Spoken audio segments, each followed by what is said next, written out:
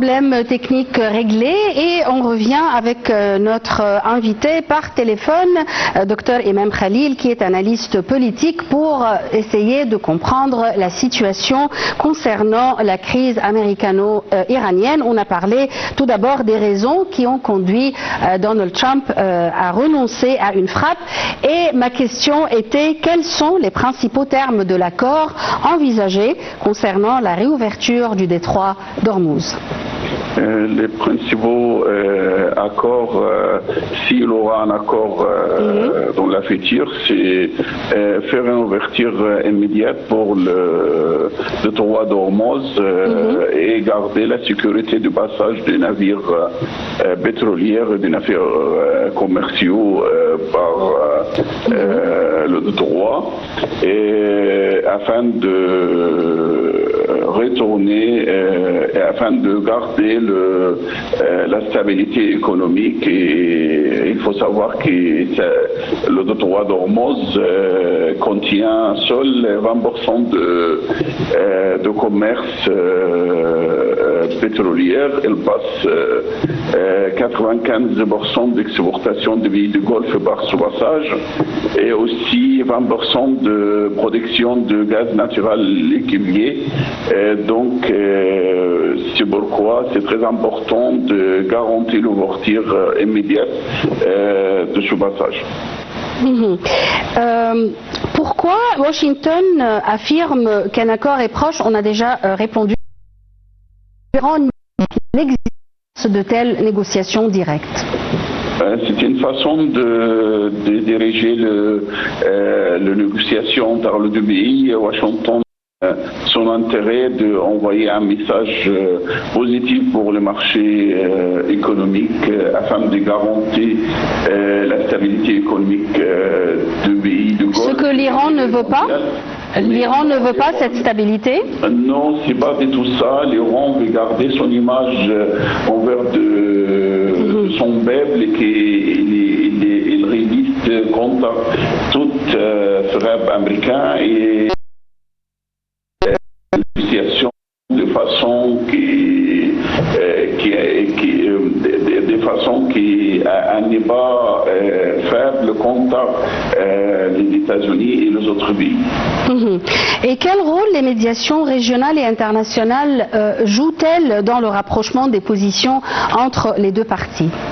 Il y a qui jouent un rôle important comme médiateur entre l'Iran et les États-Unis, surtout Oman.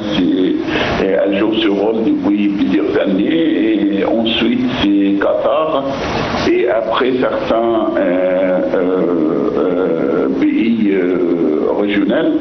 Mais les deux pays sont les principaux pays qui font les médiations entre l'Iran et les États-Unis. Car faire une négociation directe, je crois, c'est un peu difficile pour l'instant. Et comment vous percevez le rôle d'Israël dans cette crise, les déclarations de Netanyahou par exemple? Comment vous percevez la situation d'Israël? Israël a un objectif principal d'empêcher l'Iran de continuer son programme nucléaire. Donc, elle regarde la situation de loin. S'il y a un accord, bien sûr, elle va montrer son intérêt, qu'elle a toutes les garanties d'arrêter le programme nucléaire iranien. Sinon, elle va refaire de nouveau des pressions sur Washington afin d'obtenir le maximum de profit pour son côté. Et comment vous percevez le rôle du sultanat d'Oman, qui était toujours à l'égard de tout conflit ou de toute guerre dans la région? C'est un pays qui garde des relations excellentes avec l'Iran, et elle a réussi de jouer sa rôle depuis plusieurs années, donc elle continuera son rôle de négocier entre les États-Unis et l'Iran. Et jusqu'à maintenant, comme j'ai j'ai déjà dit, c'est le pays principal comme médiateur entre les deux parties du conflit.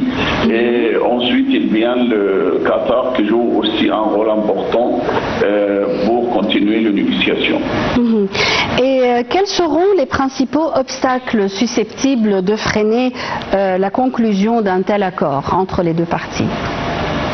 Et il y a plusieurs sujets très sensibles en fait. Tout d'abord, c'est le programme nucléaire iranien. L'Iran veut continuer son programme.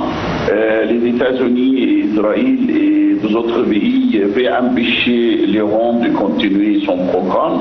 Donc c'est l'obstacle numéro 1 dans la négociation et qui fait face à arriver à un accord durable pour garder le paix dans cette zone. Et deuxièmement, bien sûr, avoir une garantie, avoir un levé de sanctions économiques sur l'Iran. Et ensuite, il y a aussi les garanties de sécurité du passage par le droit d'Ormuz. Et quelles garanties les États-Unis et l'Iran pourraient exiger pour assurer la mise en œuvre et le respect d'un tel accord? Écoutez, vu depuis le conflit américo-iranien, on ne peut pas dire qu'on aura un accord, un garantie sûr et certain, car avant il y avait plusieurs tentatives d'avoir un accord, mais chaque fois il y a toujours des retours. Donc on a besoin vraiment de faire un accord qui fait gagnant-gagnant pour les deux côtés. C'est un sujet qui n'est pas facile à approuver tout de suite. Comment vous voyez le rôle joué par la Chine ou la Russie dans cette crise? Le deux pays joue un rôle important, mais indirect. Le deux pays soutient de façon indirecte l'Iran contre les États-Unis. Ils profitent, si on peut dire ça, de situation. Il faut savoir que la Russie a fait beaucoup de profits, surtout économiques, par rapport à cette guerre, car il y a beaucoup d'exportations d'armes vers l'Iran et aussi le prix du baril qui est augmenté à cause de cette guerre. Grâce à cette guerre, donc elle a fait de profits économiques si importants. Et la Chine qui présente maintenant le premier ou le deuxième force économique et militaire mondiale regarde la situation de loin et souhaite bien sûr de jouer un rôle encore plus important dans l'avenir dans les zones de Golfe arabe. Et quelle pourrait être la réaction d'Israël face à un rapprochement américano-iranien ou à un accord? Est-ce qu'on s'attend à une frappe assez forte sur le Liban, par exemple, pour trébucher l'accord? Il faut savoir que l'objectif d'Israël d'empêcher l'Iran d'arriver à un accord, de continuer son programme nucléaire. Donc, si l'accord ne donne pas cet avantage pour ce sujet pour Israël va continuer d'exercer la pression sur Washington de façon indirecte, soit par les frappes du Liban, soit même par les frappes de l'Iran, afin de prolonger la situation. Tout ça pour arriver à son objectif principal d'éviter la continuation du programme nucléaire iranien. Et la question qui se pose toujours ces jours-ci, est-ce que Israël n'est pas affecté par la crise économique qui affecte toute la région avec la fermeture du détroit d'Ormuz? C'est une question très bien, car Israël aussi elle est affecté par cette situation. Tout le monde est affecté par cette situation. Oui. Il y a une hausse du prix du baril de pétrole, il y a une hausse du prix de coût de transport maritime et assurance. Et il y a des ralentissements de croissance économique mondiale estimés de 1,5%. Et on a en phase d'une crise. Peut-être si la guerre continuera, on aura une crise économique mondiale si forte. Et malgré tout ça, Israël continue son pression sur Washington, car ce pays elle est toujours aidé par Washington. Économiquement, vous voulez dire? Économiquement, oui, bien sûr, économiquement et politiquement. Oui, bien sûr. Donc, voilà, et je crois tous les problèmes qui posaient pour tous les pays du monde ne présentent rien pour Israël, car voilà, il est toujours aidé par les autres pays, aussi, comme certains pays européens. Et les pays du Golfe qui subissent des pertes majeures avec les frappes iraniennes dans leur pays, qu'est-ce qu'ils vont faire si la situation continue?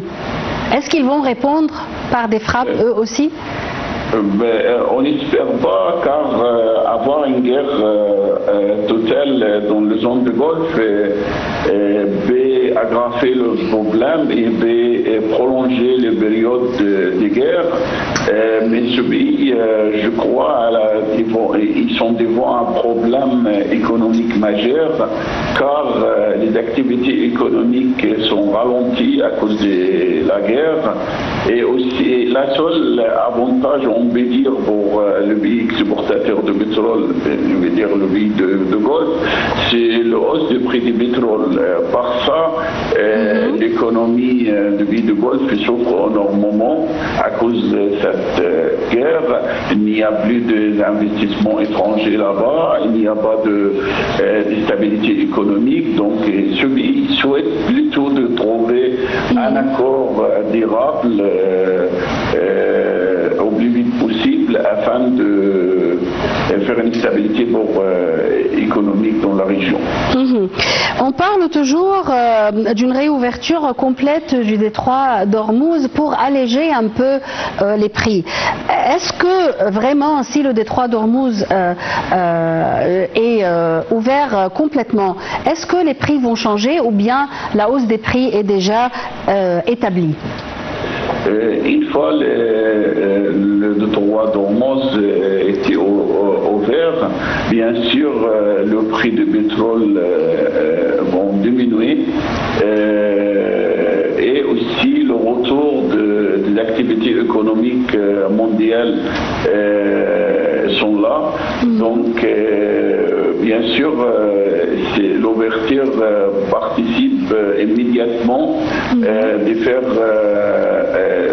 diminuer le coût de transport, le coût d'assurance maritime, et le retour de l'économie à la normale. Mais ça demande aussi certain temps, c'est-à-dire, on peut dire, le monde a besoin environ 6 à 12 mois pour trouver son point de départ économique comme avant la guerre. Oui. Et dans quelle mesure les pays de la région, notamment l'Égypte, pourraient-ils tirer profit d'une détente entre les États-Unis et l'Iran? On espère bien de trouver un accord entre les deux pays, car le canal de Suez est affecté par cette guerre. Il y a moins de passages par le canal de Suez. Donc, si on aura un accord, bien sûr, ça va faire augmenter les activités économiques de passage des navires commerciaux par le canal de Suez. Aussi, on attend des investissements autour de zones de Canal de Suez. Donc, bien sûr, trouver une solution donne beaucoup de gains économiques pour l'Égypte, ce qu'on souhaite très bientôt. Espérons pour le mieux et restons optimistes. Merci beaucoup, Dr Emem Khalil. Je répète que vous êtes analyste politique, pour vos éclaircissements et vos analyses. Une petite pause, mesdames et messieurs, et je reviens tout de suite. Merci à vous. Au revoir. Au revoir.